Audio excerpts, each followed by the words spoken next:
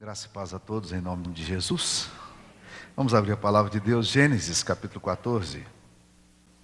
Nós leremos os versículos 18 até o verso 20. Melquisedeque, rei de Salém, trouxe pão e vinho, era sacerdote do Deus Altíssimo. Abençoou ele Abraão e disse: Bendito seja Abrão, pelo Deus Altíssimo que possui os céus e a terra. E bendito seja o Deus Altíssimo que entregou os teus adversários nas tuas mãos. E de tudo lhe deu Abrão o dízimo. E vamos abrir a palavra de Deus agora lá em Hebreus. Hebreus capítulo 7, versículo 1. Diz assim a palavra de Deus: Porque este Melquisedeque, rei de Salém, sacerdote do Deus Altíssimo, que saiu ao encontro de Abraão quando voltava da matança dos reis e o abençoou, para o qual também Abraão separou o dízimo de tudo. Primeiramente se interpreta rei de justiça, depois também é rei de Salém, ou Shalom, ou seja, rei de paz, sem pai, sem mãe, sem genealogia, que não teve princípio de dias nem fim de existência, entretanto, feito semelhante ao Filho de Deus, permanece sacerdote perpetuamente. Considerai, pois, como era grande esse a quem Abraão, o patriarca, pagou o dízimo tirado dos melhores despojos.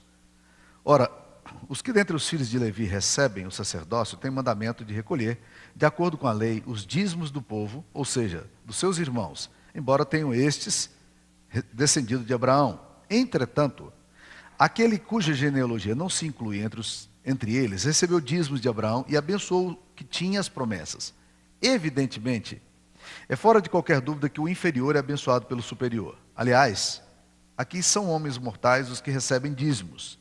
Porém ali, aquele de quem se testifica que vive. E por assim dizer, também Levi, que recebe dízimos, pagou-os na pessoa de Abraão. Porque aquele ainda não tinha sido gerado por seu pai, quando Melquisedeque saiu ao encontro deste. Se quiserem marcar Hebreus, pode marcar, mas ainda temos mais um texto para ler. Agora o Salmo 110, versículo 1 diz: Disse o Senhor ao meu Senhor: Assenta-te à minha direita, até que eu ponha os teus inimigos debaixo dos teus pés.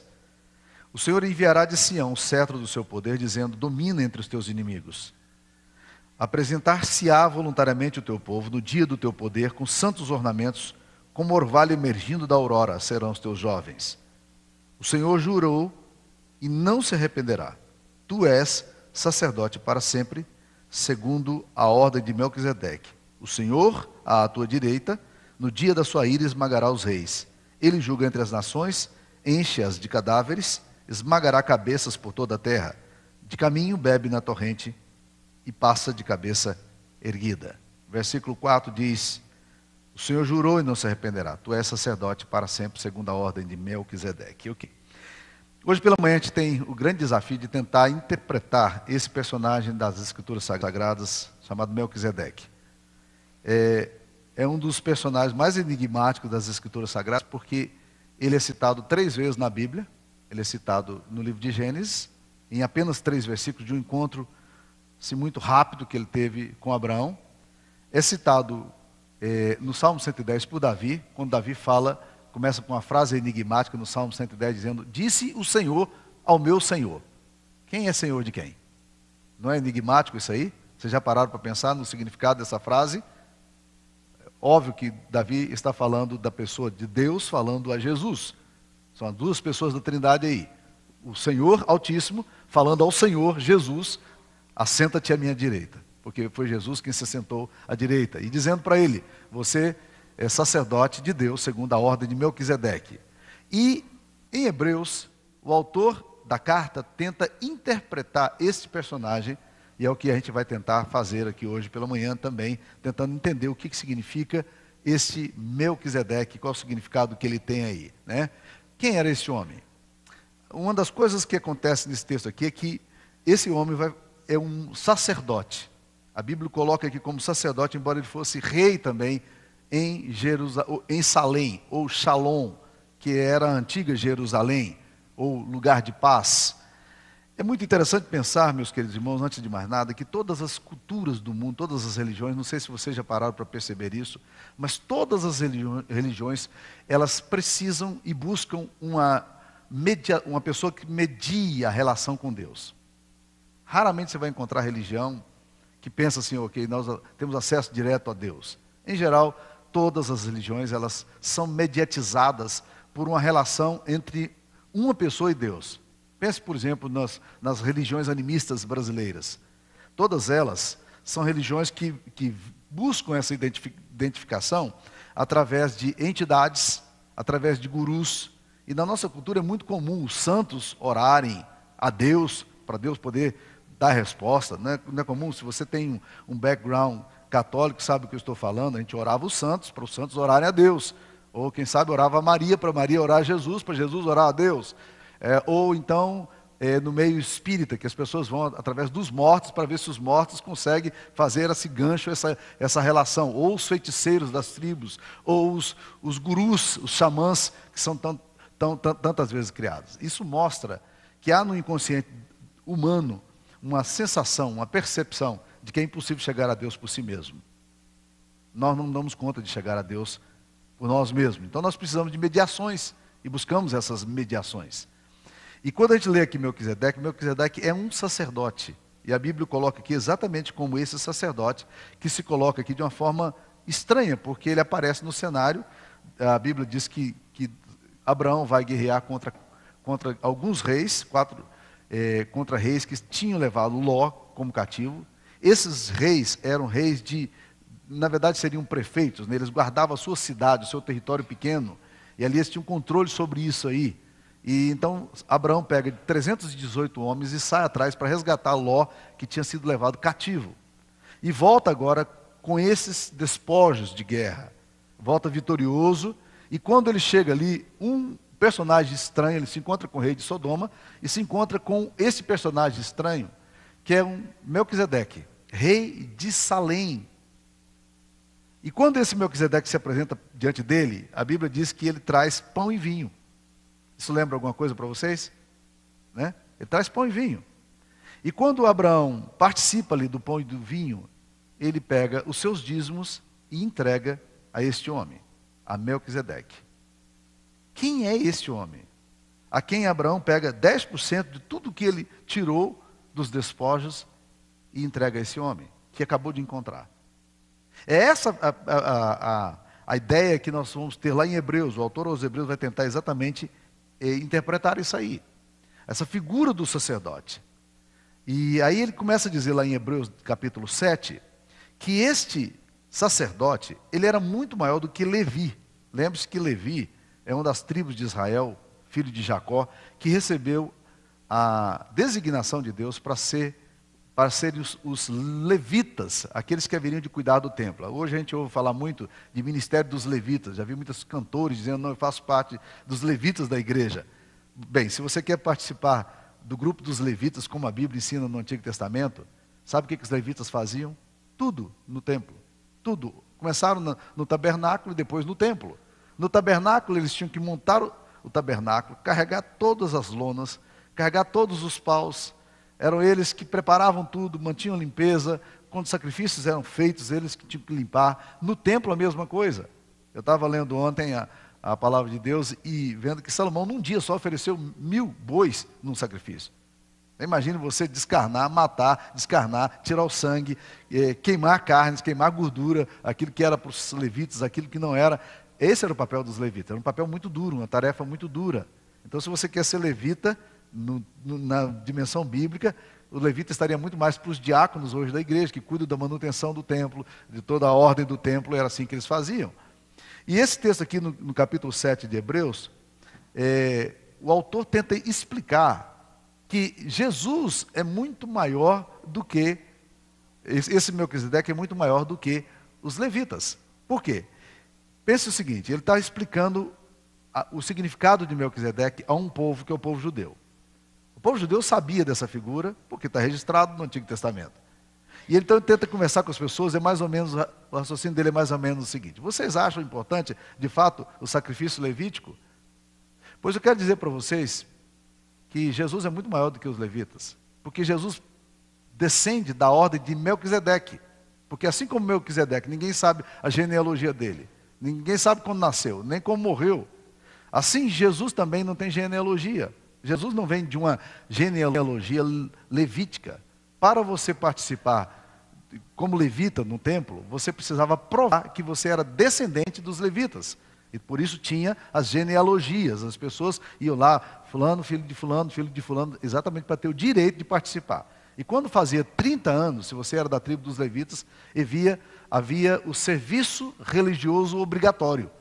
Você ia para o templo e agora você largava tudo que você fazia fora e você ia agora cuidar do templo até os 50 anos de idade. 20 anos você ia servir a Deus no templo. E e o autor aos Hebreus está dizendo aqui, olha, esse Melquisedeque, ele não faz parte da genealogia dos levitas. Jesus também não faz parte, porque Jesus procede da tribo de Judá, e na tribo de Judá não tem sacerdote. Mas aí ele explica, agora Jesus vem da mesma ordem de Melquisedeque. E ele tenta mostrar, vocês estão muito apegados às coisas do Antigo Testamento, achando que os rituais do Antigo Testamento são muito importantes. Pois bem, esses rituais do Antigo Testamento, eles eram provisórios. Eles apenas apontavam para alguma coisa maior. Jesus é muito maior do que os levitas. Não fiquem presos nessas coisas do Antigo Testamento, achando que elas são mais importantes e mais espirituais, porque não são. Jesus, ele está ligado à ordem de Melquisedeque. É uma ordem muito superior. Por quê? E ele vai então tentar mostrar por que essa ordem é superior. Primeiro, porque Abraão é abençoado por Melquisedeque. Quem é que abençoa? O inferior ou o superior? O superior abençoa. E você, quando era menino, e provavelmente você passou por essa experiência, você nunca chegava perto do seu pai e seu pai pedia bênção para você que era menino. Era assim que acontecia na sua casa? Ou era você que pedia bênção ao seu pai? A ideia do superior. Abraão é abençoado por Melquisedeque quando ele se apresenta diante de Melquisedeque. A segunda coisa, Abraão é aquele que entrega os dízimos dele a Melquisedeque. Os levitas no Antigo Testamento recolhiam todos os dízimos das pessoas da Antiga Aliança. Eram eles que pegavam esses bens, eram eles que administravam esses bens para o cuidado do templo e para a manutenção do templo. Abraão pega 10% de tudo que ele teve no seu despojo e coloca ali na mão daquele homem que ele nem sequer conhecia, mas entendendo que aquele homem era um sacerdote do Deus Altíssimo. Agora é interessante pensar que naquela cultura ali, era uma cultura pagã. Quantos deuses dos amorreus, dos ferezeus, dos jebuseus, o povo de Deus, quando entrou na terra de Canaã, teve que desfazer? Havia uma multiplicidade de deuses e entidades. No entanto, esse Melquisedeque, a Bíblia diz que ele era segundo a ordem, que ele era sacerdote do Deus Altíssimo, do El Elyon. É muito curioso pensar nessa coisa de que há, numa cultura pagã, um homem que tem uma relação com o Deus Altíssimo, que não é ligado aos deuses da terra, mas é ligado a uma compreensão muito maior. Daqui um pouco eu quero falar sobre isso, porque eu acho extremamente interessante pensar nessas coisas. Mas Melquisedeque é um homem que está ligado a uma relação com Deus Altíssimo. Ele não tem relação com os deuses da terra. Ele não tem relação com os deuses Astarotes, Baal e aqueles outros deuses que existiam ali naquela região. E é exatamente isso que o autor aos Hebreus tenta mostrar. Considerem, pois, como era grande esse a quem Abraão, o patriarca, pagou o dízimo tirado dos seus melhores despojos. Vamos considerar exatamente isso. O que faz Abraão? Ele pega tudo e entrega a esse Melquisedeque. E o texto de Hebreus tenta explicar dizendo que, primeiramente, esse rei, primeiramente se interpreta rei de justiça. E depois também é rei de Salém, no Hebreus capítulo 7, versículo 2. Salém é antigo nome para Jerusalém, mas Salém é a raiz da palavra que nós conhecemos bem, porque foi transliterada para o português, do mesmo jeito do hebraico, Shalom. Ele é rei de justiça e ele é rei de paz. Vocês já ouviram essa associação de um rei de justiça e paz na Bíblia, fazendo referência a quem? Em Isaías capítulo 7, o profeta vai dizer que esse menino que haveria de nascer, ele era rei de justiça e seria rei de paz. Esse menino tem uma relação exatamente com Melquisedeque. Tudo isso o autor aos Hebreus tenta explicar, tenta mostrar para as pessoas, para dizer para elas exatamente qual o significado disso aí. Quem era esse Melquisedeque então? Era Jesus em uma teofania? Algumas pessoas acreditam que sim. Era algum anjo? Algumas pessoas também defendem essa ideia. Mas eu prefiro pensar que, na verdade, Melquisedeque é um homem que Deus preservou numa cultura diferente, mantendo uma relação com ele. Talvez ele fosse um dos descendentes de Noé, que saiu da sua terra, talvez fosse um dos semitas, que saiu dali, mas manteve na mente dele a concepção de que existe um Deus único, altíssimo, e só esse Deus deve ser adorado. E quando Abraão olha para esse homem, ele não tem dúvida nenhuma de que o mesmo Deus a quem ele adora é o Deus que o chamou para ser pai de todas as nações. E é por essa razão que ele se submete a esse homem e ele reconhece a autoridade espiritual que existe sobre ele. Então o autor me desafia muito nesse texto aqui, a questão missionária. Por quê? Quem é esse Melquisedeque? Rei de Salém, rei de paz, rei de justiça, sacerdote. Jesus faz parte dessa ordem sacerdotal. É um homem que traz pão e vinho, simbolizando o sacrifício de Cristo. Quem é este homem? Eu tenho pensado muito, gente, nessa questão missionária, porque eu tenho aprendido o seguinte, que missões é algo que nasce no coração do Pai. Deus antecede o missionário no campo. Antes de um missionário chegar a qualquer lugar, Deus já está lá. E existem coisas muito importantes que têm sido estudadas, por exemplo, de um homem chamado Don Richardson. Ele escreveu um livrinho chamado O Fator Melquisedeque. E nesse livro do Fator Melquisedeque, ele fala que Deus sempre, em todas as culturas, deu expressões apontando, de religiosidade, apontando para o sacrifício de Cristo. Pense, por exemplo, no sacrifício que é oferecido no Brasil. Você já deve ter se assustado aí nas esquinas brasileiras com sacrifícios de animais. Pessoas que matam galinhas, matam bodes, eventualmente matam até crianças, para sacrificar. O que essas pessoas estão dizendo?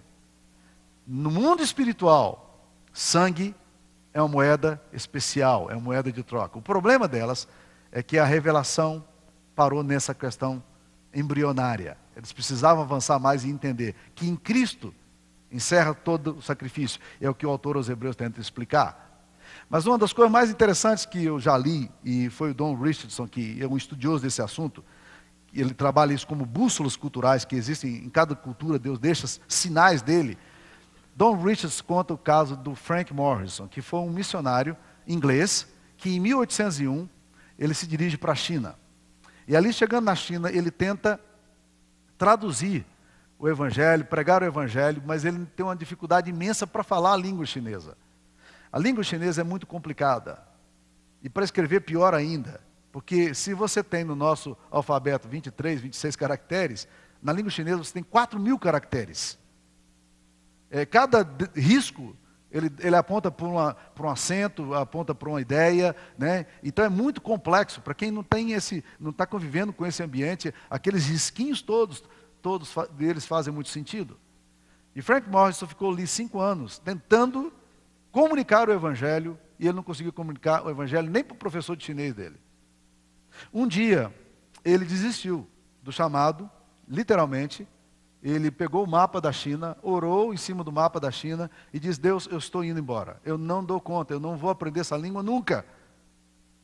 E naquela tarde, ele teria a última aula com o professor de chinês e iria dizer para ele que ele não ficaria mais ali na China. E então, naquela tarde, quando ele estava ali despedindo do seu professor, ele resolveu ainda, de forma muito ineficiente, comunicar a essência daquilo que ele foi lá fazer. Ele tentou comunicar para o professor dele, mas ele não conseguia encontrar as palavras certas. E ele então perguntou para o professor de chinês dele: como é que se escreve a palavra justo em chinês? Aí ele colocou uma ovelhinha, um desenho de uma ovelhinha, fez um risco embaixo e colocou o pronome pessoal eu. Isso lembra alguma coisa para você? Uma ovelha em cima de você? Só que a língua chinesa foi escrita 4.000 anos antes de Jesus nascer. E naquela hora, quando Frank Morrison vê aquele desenho, ele diz: Jesus já visitou esse povo antes de mim. Deus já esteve aqui antes de mim. E naquela hora, ele diz: eu tenho que perseverar, eu tenho que continuar, eu tenho que comunicar, eu tenho que traduzir o evangelho para essas pessoas aqui. Ele foi descobrindo cerca de 44 figuras na hierografia chinesa. 44 figuras apontam para o evangelho. Outra delas, a questão de Noé. Ele perguntou assim: como é que se escreve a palavra salvação? E a palavra salvação é escrita em chinês com um desenho de um barco, com 8 pessoas. Ele diz: e se eu colocar 7 pessoas? Ele diz: não faz sentido. E se eu colocar 9? Não faz sentido. Vocês já viram falar de um barco com 8 pessoas na Bíblia? Já viram? Eu espero que sim. Talvez vocês não tenham feito a conta. Mas Noé estava exatamente com 8 pessoas. Não é interessante que Deus esteja visitando? Com quem que Abraão vai se encontrar agora? Abraão vai se encontrar agora com um homem que sai do nada, mas que está ligado ao Deus Altíssimo. Existem aquilo que nós chamamos hoje em missiologia de sementes do verbo. Deus está presente em cada cultura, deixando seus sinais. São as bússolas culturais que estão presentes por onde nós passamos. E é maravilhoso pensar nisso aqui. Quarta coisa que eu diria aqui: a importância da gente estudar a Bíblia. Por quê? Porque quando a gente vai olhar o Antigo Testamento, a gente conhece o Antigo Testamento, a gente fala assim: o Antigo Testamento é muito complicado. E de fato eu tenho percebido que existem pessoas que começam a ler a Bíblia e vão animadas em Gênesis ali, quando entra em Êxodo ainda estão um pouco animados, logo começam os rituais, logo começa a genealogia, aí diz: que negócio enfadonho, cansativo, eu não dou conta, eu não quero aqui, o que isso tem a ver com a minha fé, e desprezam o Antigo Testamento. Não desprezem. A Bíblia é uma unidade, não sei se vocês perceberam claramente essa unidade. Essa unidade que está em Gênesis, essa unidade que está em Hebreus, essa unidade que está em Salmos, fazendo um elo maravilhoso que mostra a unidade das Escrituras Sagradas. Quanto mais você se aproxima da Bíblia para estudar a palavra de Deus com seriedade, mais impressionado você vai perceber nesse estilo e nessa unidade de pensamento que as Escrituras Sagradas desenvolvem. E é curioso pensar que toda a Bíblia, ela é uma biblioteca inspirada por Deus, organizada por Deus, para nos traduzir o pensamento de Deus. E ela contém o que a gente chama, em hermenêutica, de revelação progressiva. Deus começa a preparar um povo para explicar o plano da salvação, até chegar no Cordeiro eterno de Deus que morre lá naquela cruz. Então há uma progressividade que nós temos que aprender a ler no Antigo Testamento, porque o Novo Testamento ele vai interpretar aquelas sombras, rituais, todos os sacrifícios do Antigo Testamento para mostrar a pessoa sublime de Jesus, assim como o autor aos Hebreus agora faz com esse personagem Melquisedeque, que aparece apenas 3 vezes lá em Gênesis, e aparece mais um versículo no Salmo 110, e diz assim: está tudo unido. Jesus é segundo essa ordem. Ele é um sacerdote diferenciado. Quinta coisa que eu deixaria como lição para nós aqui, é o acesso a Deus. Nós no início falamos como todas as culturas buscam essa coisa do acesso a Deus. Como é que eu posso ir a Deus? Eu tenho que ir atrás de um guru? Quem sabe se o pastor Samuel orar por mim, eu consigo ir a Deus? Ou quem sabe se o pastor Samuel interceder por mim, eu chego a Deus? Quem sabe se eu encontrasse agora um feiticeiro, ou um homem de oração, uma mulher de oração, para me levar a Deus? Ou quem sabe a intervenção dos santos, ou das entidades? Quem é que pode me aproximar de Deus? O texto está querendo exatamente mostrar que Jesus é o nosso sacerdote, o sumo sacerdote, que morreu uma vez por todas como Cordeiro eterno. Hebreus capítulo 4, versículo 14 diz o seguinte: tendo, pois, a Jesus, o Filho de Deus, como grande sumo sacerdote, que penetrou os céus, conservemos firmes a nossa confissão. Porque não temos sumo sacerdote que não possa compadecer-se das nossas fraquezas. Antes foi ele tentado em todas as coisas, a nossa semelhança, mas sem pecado. Aí diz: acheguemo-nos, portanto, confiadamente junto ao trono da graça, a fim de recebermos misericórdia e acharmos graça para socorro em ocasião oportuna. O autor aos Hebreus está falando, nós temos um grande sumo sacerdote. Nós não precisamos da mediação de mais ninguém. Nós podemos ir ao Pai por meio de Jesus. Esse sumo sacerdote foi tentado em todas as coisas, a nossa semelhança, mas ficou sem pecado, e nós podemos agora confiadamente nos aproximar junto ao trono da graça dele, para recebermos misericórdia, encontrarmos graça para socorro em ocasião oportuna. Nós vamos a Deus agora por meio de Jesus. Porque nenhum outro nome é dado entre os céus e a terra, a não ser Jesus. Nada de mediação de homens, nada de mediação de outros sacerdotes. No Antigo Testamento as pessoas traziam sacrifício para os sacerdotes orarem a Deus.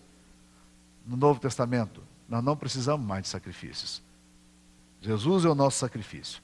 Ele é o nosso Cordeiro. E Ele é o único mediador entre Deus e os homens. E nós podemos nos aproximar diante de Deus, ousadamente, confiadamente, para recebermos socorro em ocasião oportuna. Que Deus nos abençoe. Amém.